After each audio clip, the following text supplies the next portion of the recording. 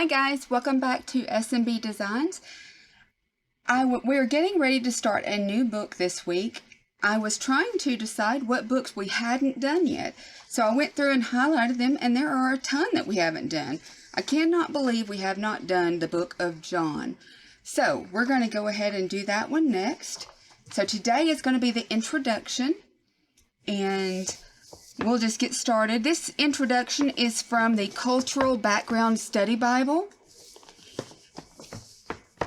And the genre, it says, John, like the other three canonical Gospels, is a biography of Jesus.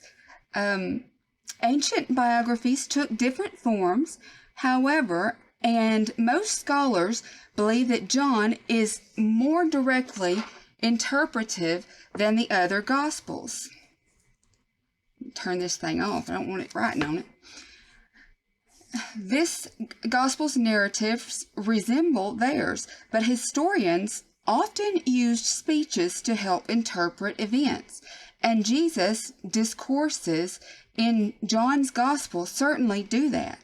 Moreover, especially in the Passion narrative, many scholars believe that John focuses on the symbolic dimension in some details.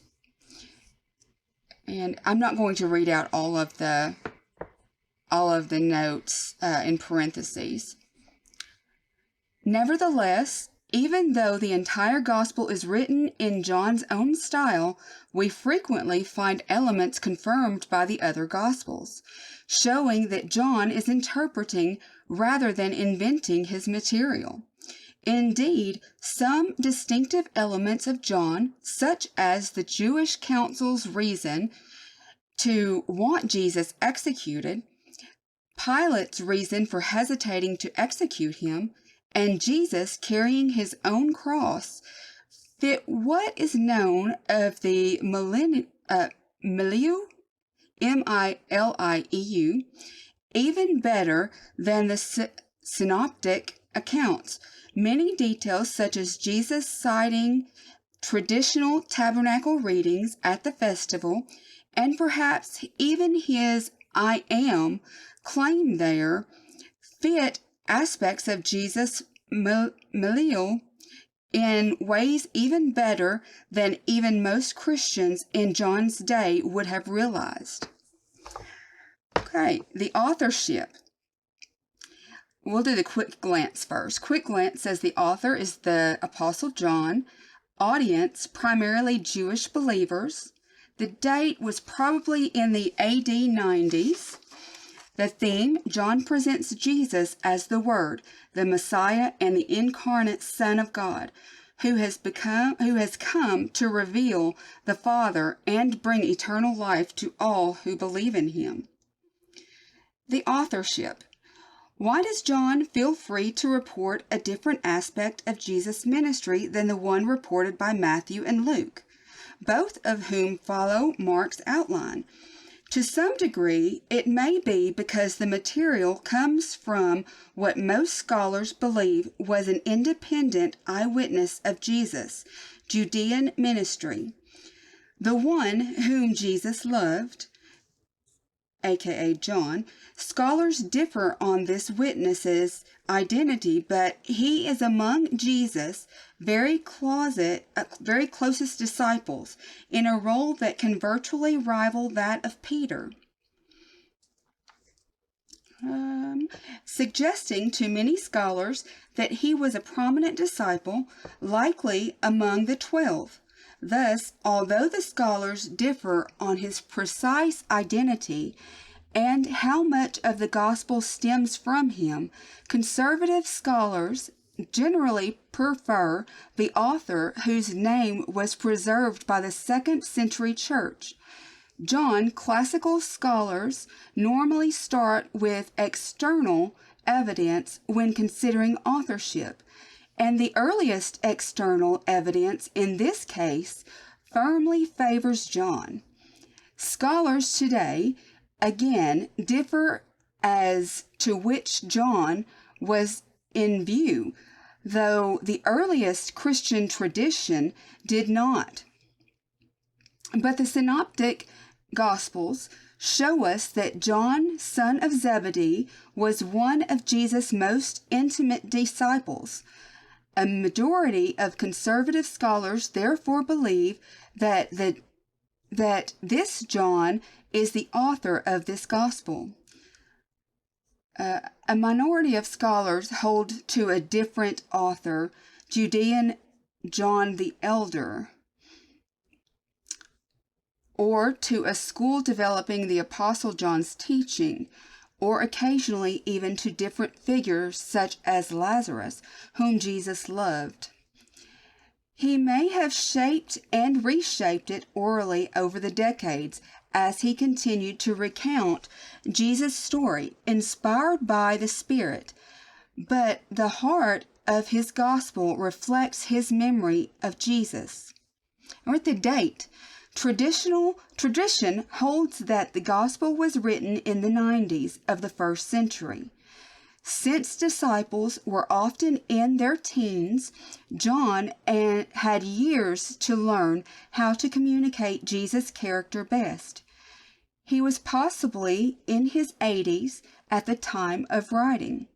Ancient sources show that in antiquity, as today, some people did remain active in their 80s.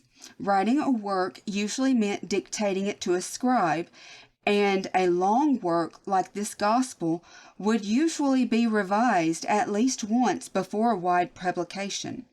The tradition fits the gospel's apparent response to a setting that would fit in the 90s.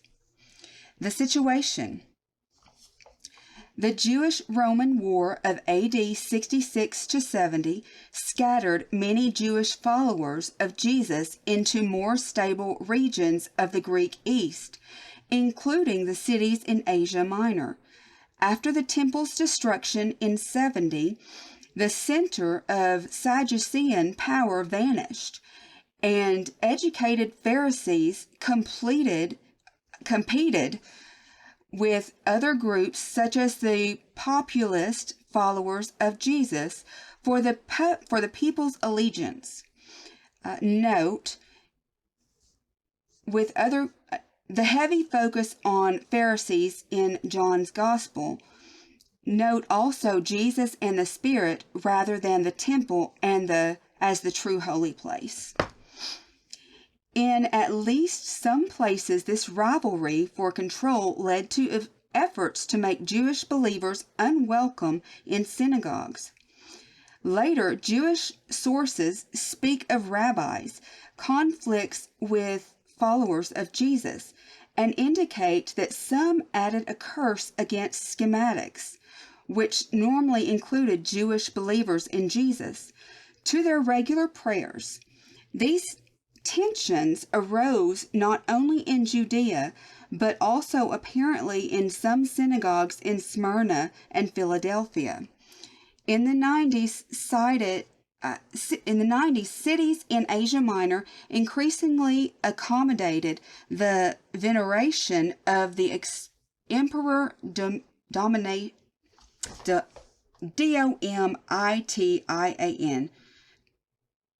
Domitian, as divine. Jews were exempt from the imperial cult, but if Christians were disbarred from some synagogues, their refusal to participate in civil acts honoring the emperor may have been viewed as disloyal. Against considerable social pressure, then, John urges his audience to stand firm in recognizing Christ as both the fulfillment of Jewish hopes and the ultimate Lord. So that is our introduction. Make sure there's not anything on the next page. Nope, it just begins the book. So next week we will begin with the actual book. And hopefully I will not stumble over my words quite so many times next week. But I do pray that you would give some thought to this book and maybe even go ahead and read some for yourself and take notes. If you have questions at all, feel free to leave them in the comments, any of them, but please make sure it's pertaining to the Bible and Bible reading. If you have prayer requests, feel free to put them in the comments, or if you would prefer to send them directly to me, my email address should be listed below for you, and I will be glad to pray with you. Last week, we had a question to try and learn the answer to. However, I had no one to try and give me the answer. So I'm going to ask the same question again this week.